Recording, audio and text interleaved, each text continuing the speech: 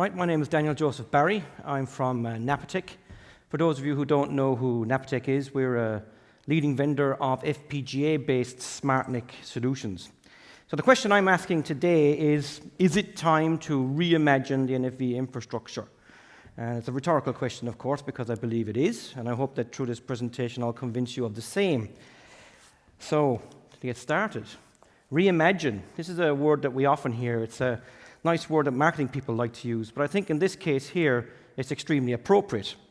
Because if you look at the definition of reimagine, this one's from the Oxford Dictionary with a little bit of extension, it's to reinterpret something imaginatively in a way that shows creativity and inventiveness. And I think actually that's what happened in 2012 when the NFV white paper was produced.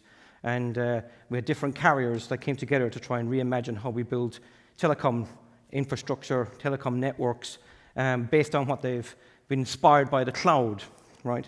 So the question is whether it's time to go back to that well of inspiration in 2017.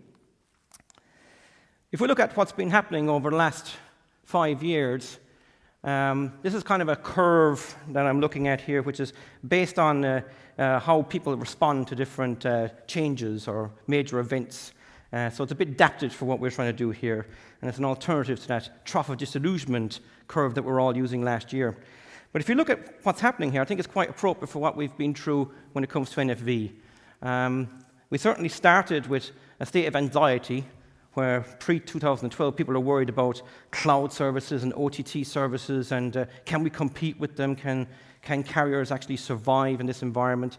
And then everyone was in a state of euphoria when that NFV white paper came out and SDN was starting to show some progress. And like, yes, I think we can actually do something here. But as we've been going along, I mean, certainly it's been more complex than we thought, and then the thought starts to develop that maybe it might not work, fear starts to come in, and I'm sure definitely carriers will know that there was certainly a threat to some people in the organization as they were thinking, hang on a minute, are you talking about getting rid of truck rolls? Well, I roll a truck, so I wonder if that's a good thing for me. Or if I'm a CCIE, Cisco certified engineer, am I so happy with virtual routers? I think I'm not.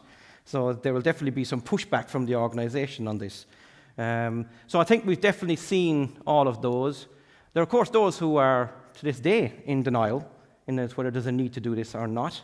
I assume that everyone who's sitting in the audience here agrees that there is, and I think the previous presentations show that, yes, 100% of people seem to believe that there is a need for this. So they're definitely in the minority now. But when we came to 2016, this time last year, when we were presenting at this show, and I've used the trough of disillusionment metaphor before, there definitely was a sense of a little bit of disillusionment, depression about what's happening in the NFV space. It didn't seem like there was a lot of progress being made this time last year. Well, I'd say that within the last year, progress has been made, and there are definitely people who are moving ahead now. So I think we've come out of this curve now, and we're starting to progress. And actually, it is being inspired by the cloud. The people who are actually making progress are the people who have gone back to the cloud, learned from what the cloud's been doing in the interim, and they're actually starting to apply that in the telecom space.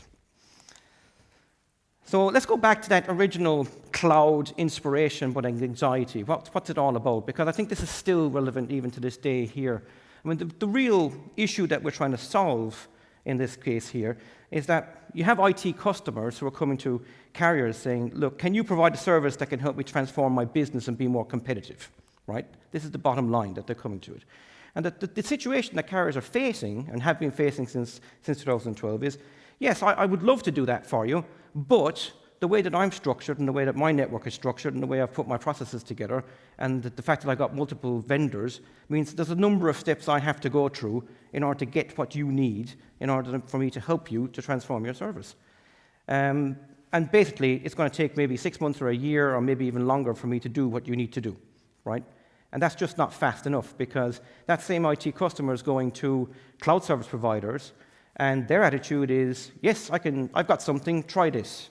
And then in a little short time afterwards, they're saying, hey, I've got something new, try this now.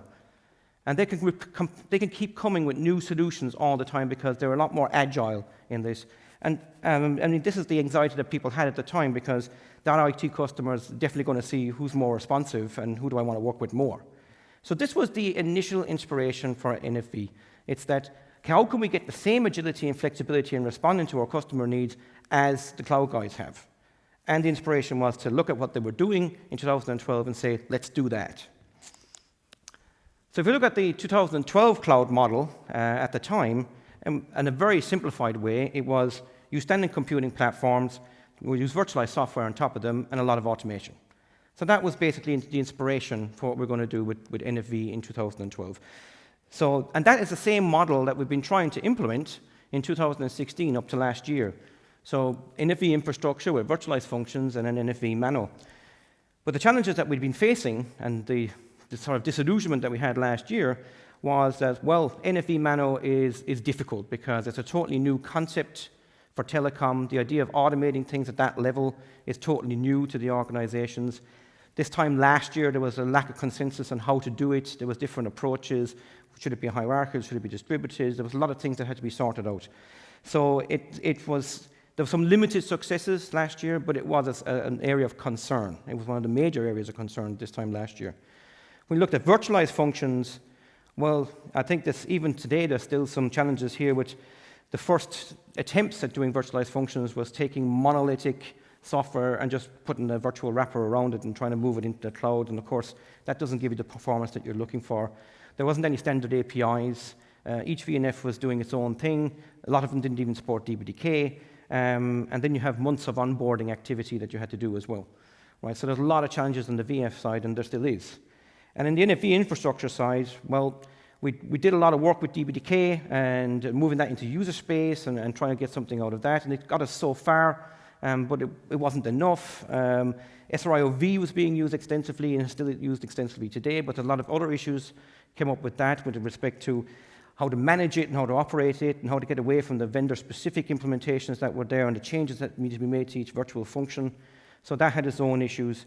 And of course, cost and scalability issues on the end of the day. Will the business case hold?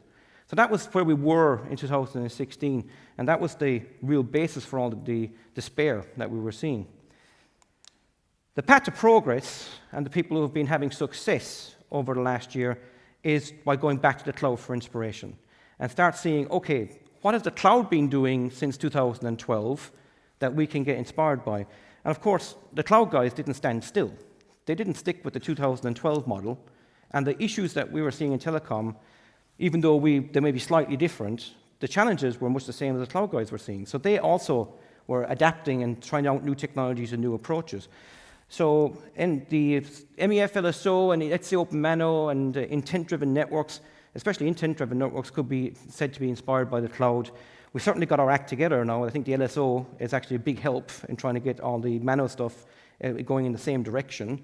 We've got two very good implementations of that in Open Mano and ONAP. So there is some progress on that front, and that's helped an awful lot. But certainly when it came to virtualized functions, you know, we're not just looking at virtualized functions anymore. We're looking at containers as well. We're looking at how you can do DevOps, microservices, how you can decompose your software applications. So we've certainly gone back to the cloud in that instance and got some inspiration from them about how we can do things. So definitely a lot of progress being made by going back to the cloud and sort of saying, okay, 2012 cloud model, great, but we need to adapt. We have to add some more extra things here to make that work. But what about the NFV infrastructure itself? What have we been doing on that front? What's been happening in the cloud environment that we can leverage in that regard? Well, basically, there is a lot of work that's been done in that area, and we can actually use it. And now's the time actually to look at it. So during that time, the major cloud service providers have been looking at a lot of different technologies that they could use to improve the performance of standard computing servers. They ran into the same performance issues that we were running into. And they've looked at ASICs, they've looked at MPUs, multi-core MIPS, proprietary CPUs, and standard chipsets, of course. And they've looked at all of these different technologies. And what the clear consensus is emerging is that FPGAs in a smart NIC format for now is actually the way you want to go. So the choice of the major cloud providers right now is to go in this direction with FPGA-based smart NICs. And there's a lot of different articles about this out there. Some of the major guys that are out there are Microsoft Azure, of course. They were one of the first out there. They said they coined the phrase of a smart NIC, which was FPGA-based. That's been deployed across all of their data centers right now. They're using it for almost all of their services. It started with Bing and some of the 365 stuff, and it's just basically gone everywhere else. And they have a lot of information out there that you can get access to. That's explaining all of the advances that they've been able to have, the multiples of performance improvement that they've been able to achieve using FPGAs. Amazon is also following in this path. They've been working together with Xilinx on an FPGA as a service that they're offering now as well. So that if you're developing FPGA code, you don't have to get hardware anymore. You can actually run that in a cloud service instead. So we're starting to see FPGA service, and that's going to expand and become more sophisticated also. And this is one of the reasons that Intel also made one of the largest tech acquisitions of all time when they bought the second largest FPGA vendor, Altera, for $16.7 billion.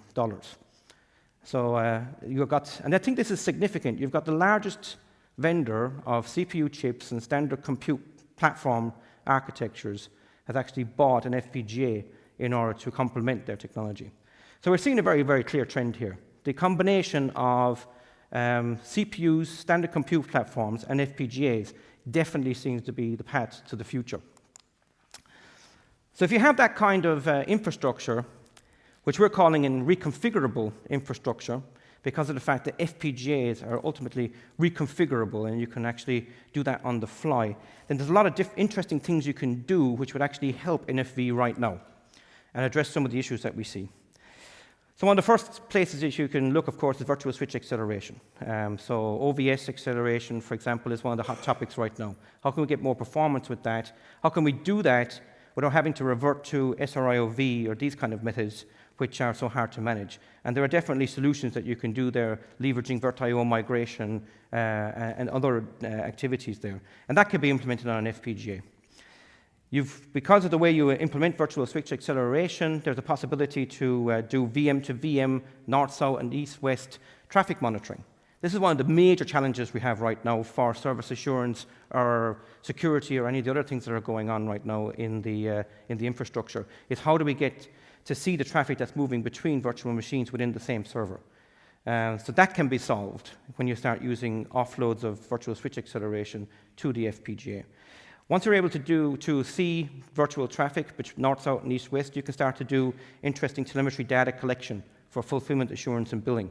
And this could be very interesting towards the edge of the network, for example, where you want to do fulfillment assurance and billing as close to the customer as possible.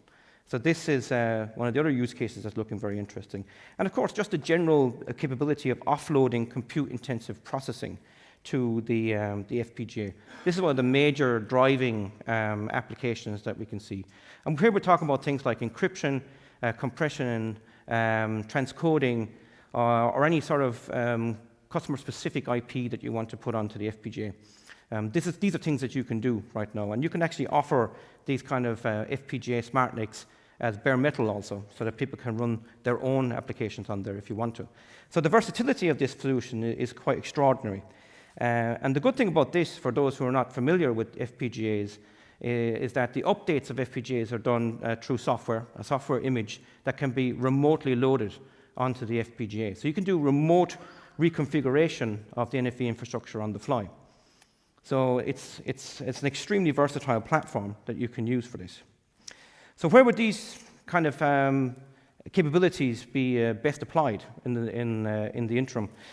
So one of the areas where we think is an immediate area where we can benefit from this is actually the edge. And I think we've just been talking about the metro. So there's an edge component to that. And there is a lot of people who are interested in moving as much cloud processing to the edge as possible. So just mentioning a few different initiatives here like Cord, Cloud RAN, Enterprise vCPE, but MEC would fall into the same category as well. Some of the stuff that Cable Labs is doing would come in here as well. So it's definitely here at the edge in the central offices that are closest to the customers where there's a need to make a lot of investment in order to ensure that we have the best services we're offering to the customers to support all these different services. These are areas where you could actually get immediate benefits from using reconfigurable computing, because this is an area where you have very small footprints, not a lot of space. These are buildings that have a very good real estate, and that they're very close to the customers where you need to be, but they're limited. So you're going to have to face challenges about how do I get as many virtual functions into that space as possible, how do I get good performance in that space, and how do I have the capacity then to actually keep increasing the capacity inside in that space. How can I add capabilities there in a smart way? How can I reconfigure things perhaps remotely so that I can actually keep up with customer demands in these locations? This is where reconfigurable computing solutions, we think, would be extremely efficient. Because it's some of the things that you can do with reconfigurable infrastructure is basically you can continuously reconfigure and reuse the hardware that you install. So you may have a server where you've installed a smart NIC in that server with an FPGA on it, and you can continuously reconfigure that and update that based on what you're doing. So if we move to a DevOps model, for example, where we are making new releases of software all the time in response to customer demands or specific customer needs at a central office, you could imagine a number of different releases that are coming out on a regular basis. The ability to be able to reconfigure, reuse, repurpose, or respond to a certain customer demand with that NFV structure at the edge will be invaluable. So we believe that by using this kind of approach, using FPGA-based smart NICs and a reconfigurable compute platform, would make fast, efficient, and automated delivery of DevOps a reality. So that was my presentation for today. I didn't want to bore you too much with all the different products and services, but if you're interested in knowing more about what you can do with this kind of technology, what's available today, what kind of services we can offer you from Napatech, then come and talk to us. We've got a stand down below there, or talk to me after the show here. We have a question. Just hang on a sec. We have more than one question, and the microphone's on the way. Right. Thanks for the presentation. So FPGA have been notoriously difficult to program. We see relatively high-level languages such as P4, which de facto compilers takes reasonably high-level intent and compiles to microcode. It would be great to see compiler coming on FPGAs and doing the same thing. So I can represent the capabilities, I can compile high-level code into something that FPGA could do. And as you mentioned, DevOps model, I don't want to go and wait for you to release new software. I want to use my own. Yeah, exactly. And so where are we? So there's a number of different approaches you can take to that, and it's how you look at using this technology. So from a fundamental point of view, one of the missions that we feel we have at Napatech is enabling people to benefit from FPGA reconfigurable technology without having to be experts in FPGA technology. So there's no demand on you to be able to program FPGAs. So the solutions that we would provide would be contained, that would be based on FPGAs, but we would have a library of images that you could load onto the FPGAs. Now, having said that, there will be abilities then, frameworks that would allow you to be able to put your IP onto the FPGA as well. So when we're doing hardware offload, we do it with a framework, a partial reconfiguration framework, where you can drop in IP blocks for different things like compression, encryption, or even third-party IP blocks. So there's a spectrum of different things you can do. You can, as a software developer or a VNF developer, you can take advantage of APIs just to get access to the acceleration. So the fact that it's based on FPGA is not really something that you have to worry about, but there is opportunities there if you do have FPGA code or an FPGA IP block that you've developed yourself and you want to put into the FPGA, there's an opportunity to do that as well. It sounds you're implying that I will have to code against your APIs. I actually want you to provide a number of standard interfaces I could use, whether I use your devices, Broadcom or Mellanox, right? So don't misunderstand me. We're not asking for proprietary APIs that we will be doing here at all. So for example, when we do OVS acceleration, we are utilizing the FPGA to get the acceleration done, but we are completely transparent to the VNF. We're transparent to the OpenStack and the OVS. The methods that we're using to do this are completely in the background. So in that sense, if we're installed in the server, you get better performance. If we're not installed in the server, you'll get the performance that you get normally, but you don't even know. So as a VNF that's running there or an infrastructure that's running there, you don't even know about it. So that's kind of the first case where we're leveraging the FPGA to provide a solution that provides better performance or fewer CPU cores usages. When you get into the partial reconfiguration frameworks, it's more a case of APIs for loading and unloading, etc. And there's a lot of activity going on in that space. The ultimate example is when you're starting to use OpenCL compilers and P4, etc., to generate that FPGA image. That's almost an aside, if you like. It could be one of the cases we'd look at, but it's not exactly the first cases we think that would benefit from this. We think a lot of solutions can be made that are wrapped, transparent, but leveraging the FPGA technology, but not actually requiring of the users that they actually become FPGA experts. So that's where we would see ourselves as filling the gap. I think we had another question.